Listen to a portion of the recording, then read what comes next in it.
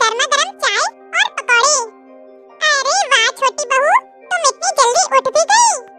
जी mummy जी, मेरी सुबह जल्दी उठने की आदत है। अरे वाह बहू, ये तो बहुत अच्छी आदत है तुम्हारी।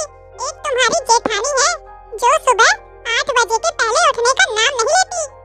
कोई बात नहीं मम्मी जी, अब मैं आ गई हूँ ना, सुबह जल्दी उठकर आपके लिए चाय और नाश्ता बना दिया करूंगी।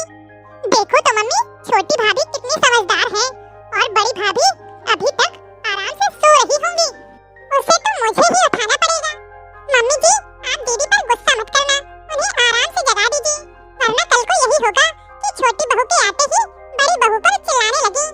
अरे छोटी बहू, तुम चिंता मत करो, मुझे बहुत अच्छे से पता है कि उसे कैसे उठाना है। वो कहते हैं ना, लातों के भूत बातों से नहीं मानते। अच्छा छोटी बहू सुनो, आज तुम्हारी मुंह दिखाई की रस्म है। मोहल्ले की सभी औरतें आएंगी, खूब अच्छे से तैयार होना। हाँ हाँ मम्मी जी, आप चिंता मत करिए, ऐसे तैयार हो जाऊंगी कि सब मुझे ही देखेंगे। ये हुई ना बात। अच्छा मम्मी जी, आप जल्दी से नाश्ता कर लीजिए। चलिए भाभी, मैं आपको अच्छे से तैयार कर देती हूँ। हाँ हाँ चलिए बिट्टू रानी। बड़ी बहू, अरे ओ बड़ी बहू, बड़ी बहू। कौन आ गया? अरे सासू माँ, आपने तो मुझे सच में डरा ही दिया था। ऐसे नींद से कौन उठाता है भला? तुझे तो शर्म आती ही नहीं है। मैंने सोचा मैं ही जाके जगा दूं। अरे ओ कुंभकर्ण की बहन, देख तेरी देवरानी सुबह जल्दी उठकर नहा चुकी, सबके लिए चाय नाश्ता बना दिया और यहाँ तू आराम से लेटी हुई है।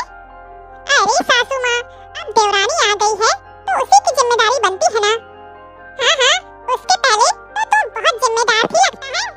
अब तेरी नींद पूरी हो गई हो ना, तो जल्दी से तैयार होके नीचे आ जाना। आज मुंह दिखाई रस्म है छोटी बहू की।